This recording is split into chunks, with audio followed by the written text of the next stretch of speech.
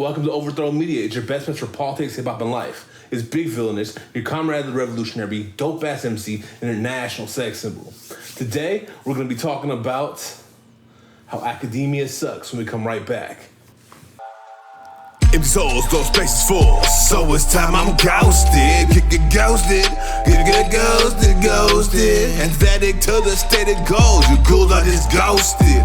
Get ghosted. Get ghosted. Shifting sands like chronos, holding morbid golden. I see ghosts, just ghosts. Tipping hands of man-made molding moldy corpses. I see ghosts, just ghosts. What's up? My name's Jordan Mazurik. I'm here to talk shit on academia. Basically, what we're going to do is we're going to play this chess game, and we're just going to talk about why academia sucks at the same time. It may be multiple chess games. I'm about to get my ass handed to me, so watch out. So basically, I'll move first, because just like in academia, white goes first. It's fucking facts. This is what you did last time. This is what's gonna give me. Okay, hang on. I'm giving you shit. Okay, think you're not. See, I'm gonna get too distracted by playing the game.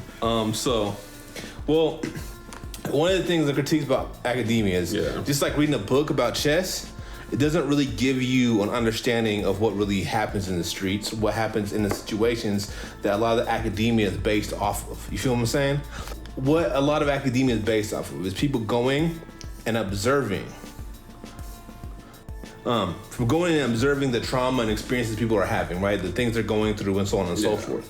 And it's not really based out of, it's not actually based off the experiences of those who've lived it. It's not based off of the ideas and where they came from. It's based off of people being able to use that and appropriate it for their own purposes, right? And then they pass off that knowledge as if it was their own, when it truly was those who they went and maybe interviewed and so on and so forth. You see this with journalists as well. But when it comes to teaching the fundamentals of how stuff materially connects to real life, academia just completely misses it. Not to mention a lot of the theories they hold as being true don't meet the ground, you know what I mean? And so I think what it feels like the real purpose is at that point is that that then they give people, well, one, they make people build, I guess, what they consider a pattern that they can base it off of through their academic achievements or lack thereof, right? And, I'll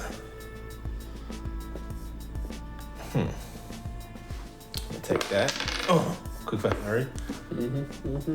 Versus like when they, for example, when people use their own knowledge and get their own experiences and base it off of that, we're gonna have to play multiple games. Yeah, just a little bit. Checkmate. God damn it, what? Hang on, give me a second. Man, see, this is harder than I thought it'd be to shoot this. So you might have a lot of bloopers. Talk and play, yeah. They run it back. Okay. Let's go again. Oh shit. Oh shit.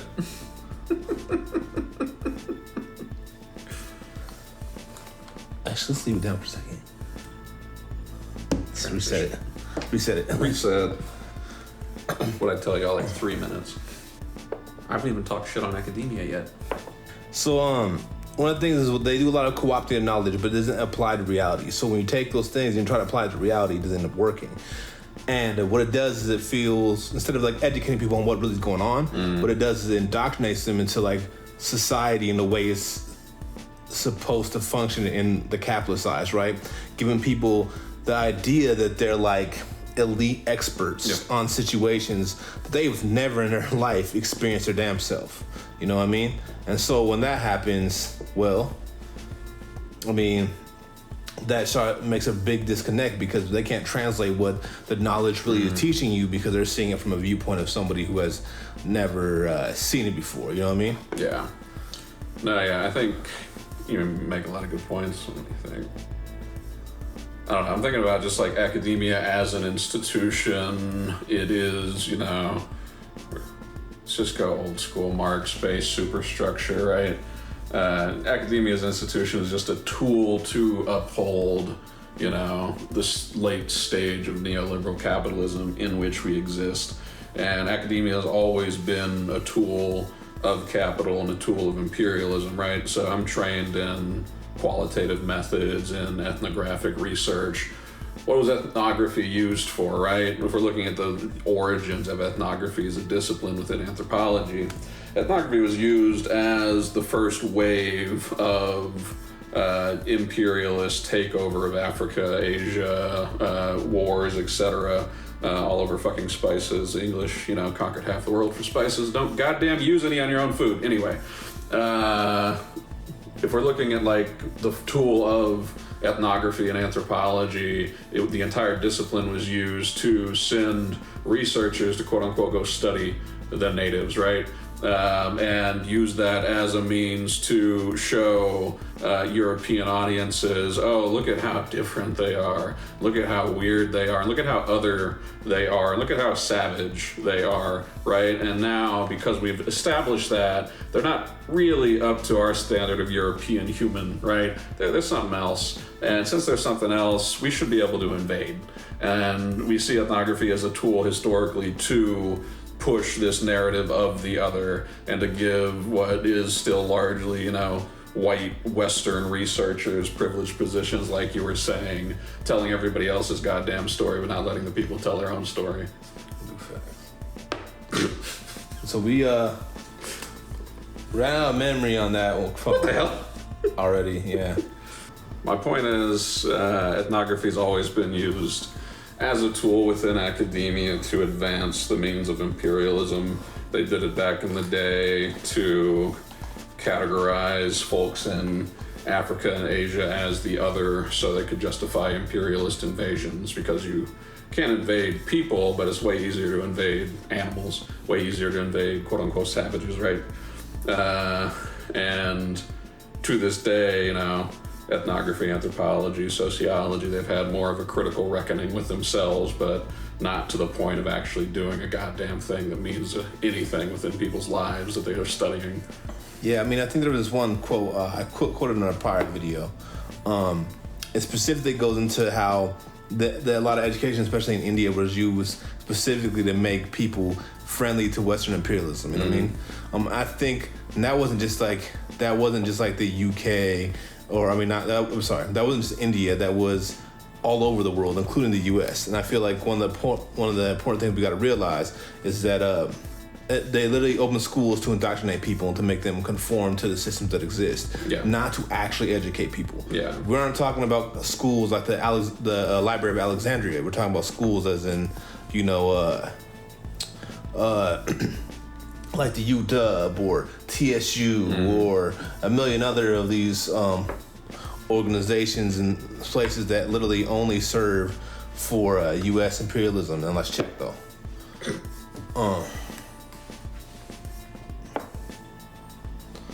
Okay. Yeah, I come from a strain. I was trained in a strain of sociology called symbolic interactionism, right? And a lot of symbolic interactionists have a hard-on for Irving Goffman, who's a self-described dramaturgist. And basically Goffman's whole thing, symbolic interaction's whole thing is like, ooh, the world's made up. They're interested in how we interpret the world, right? And how we interpret relationships and things like that. And so it breaks down to symbolism. That's why it's called symbolic interaction. Everything we use to relate to each other, words, etc., it's just all symbols. And that we have shared understanding of meaning and whatnot. So Irving Goffman never identified as a symbolic interactionist, but all the symbolic interactionists claim him. And his whole thing was under a vein called dramaturgy. That he developed, and his parents, and this is probably a lot of where the influence come from, his parents ran a theater, and so he grew up in the theater as a kid. And basically everything he says under dramaturgy is the entire world's made up of scripts, right?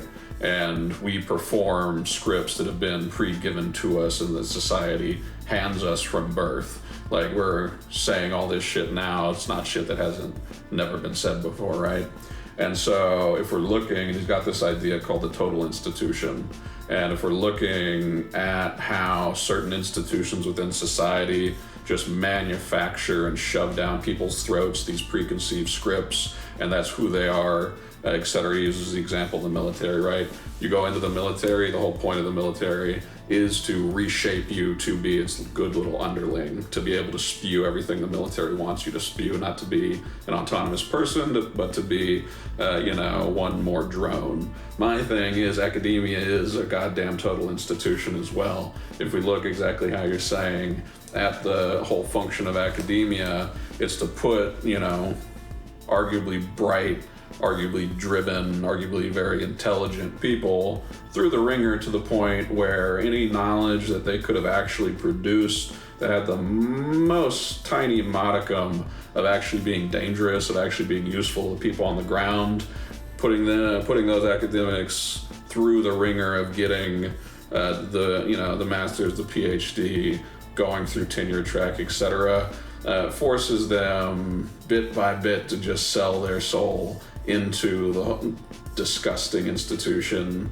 that is, the academic industrial complex, to the point where, the most radical ideas coming out of academia are not threatening whatsoever to the status quo, right? There's the whole thing in critical criminology, and my question is, how many fucking prisons have your paper shut down?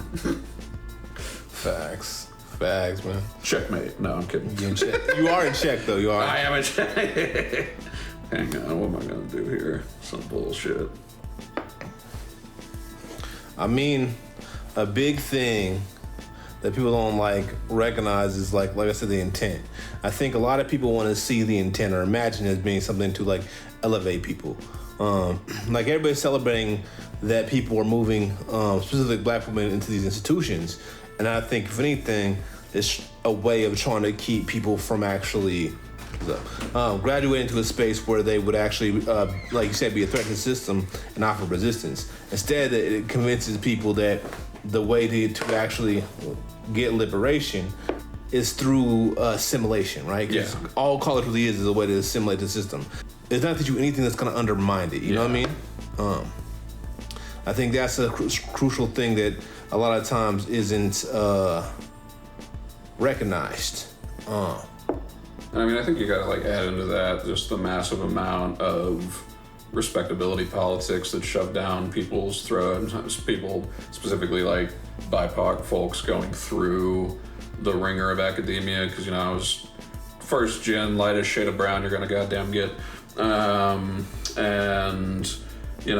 only hung out with the other, it was an 80% white institution for my undergrad, so I only hung out with the other, 20% of folks that weren't white, because those were the only folks that were goddamn sufferable, and the whole thing, being first gen, being, a POC at a PWI, predominantly white institution, was okay, we're gonna prove we can do this even in spite of all this bullshit, right? Even in spite of the overtly racist environment of, academia, one, but a primarily white institution that is I was in a political science class and they had us line up on a political spectrum, right?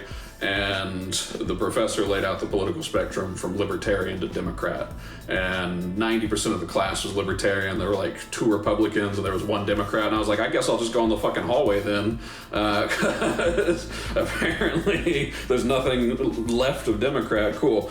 And so I don't know, part of it was like I was saying, digging out that sort of respectability politics of you know what, we can make it here anyway, we can make it in spite of all this bullshit, when in reality it's why do we want to even be in this toxic colonial, environment that's it's just another system of settler colonialism, but it's built to just continually colonize knowledge itself, when we should be moving that knowledge back into our communities outside of, this horrendous toxic environment.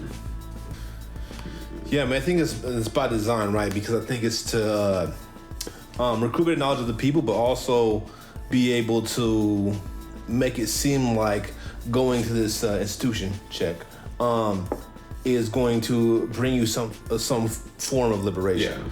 When in reality, it is the way it stops you from taking your own liberation.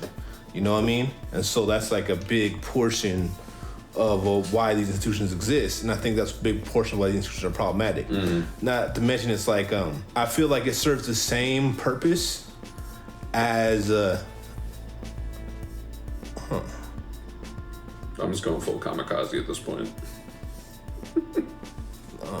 Okay. Sure, why not? Let's take it. Okay, let's go. But I think in the end of the day, it serves the same. It seems the same purpose as prison, right? Yeah. It divides people from their community, specifically, and puts them in a different space and displaces them, takes them economically and socially out of that situation. And it frame it as like it's a good thing, but it really, when we break it down, it's really, really not. You know what I mean? It's not this awesome thing that's going to be beneficial to our people. It's a way to like force you into submission, but make it look like, you know, it's like the carrot or the stick, right? So prison is the stick and college is the carrot. But at the end of the day, it still gets you to drag the system a fucking 1,000 miles from the East Coast to the West Coast, you see what I'm saying? To make the great expanse to be able to colonize the rest of the fucking area. You see what I'm saying? So it's like, at the end of the day, it works very much against us. Yeah, I mean, that doesn't mean education isn't important, but education doesn't come from colleges. Education comes from studying, learning the knowledge, and like putting in your mind, and then challenging it too. Like being able to be critical of even the knowledge you're learning that you agree with at the same time. Yeah, I think there's like that strain that we need to push back against. Like in this argument of critiquing academia, a lot of folks just run all the way towards anti-intellectualist bullshit, right? And I think like as we're bringing about this debate and tearing down the academic institution proper, the whole point is not, you know, an anti-intellectual push. It's the fact that, you know, our people in the streets are fucking intellectual. Our people in the streets are fucking smart. The point is, let's bring all the theory that's being kept behind locked paywalls within the ivory tower. Theory, large part, you know, that's just fucking bullshit because it doesn't actually speak to the people on the streets. It's not grounded. It's not grounded theory, right, in the lived reality of our communities. You know, let's go and let's actually take that and bring it back to our communities because, you know, I don't give a fuck how many degrees you got or how many volumes of Capital you've read, blah, blah, blah, blah, blah. Folks on the street can fundamentally understand that bullshit. It's just about putting it in a means in which it's accessible. Yeah, I've yet to meet, you know, a single comrade that has not been to college, that is not an intellectual, right? We're constantly analyzing the material reality of the conditions in which we're being forced into so that we may usurp them, right? We may tear them down. Academia has no interest in tearing it down. Exactly.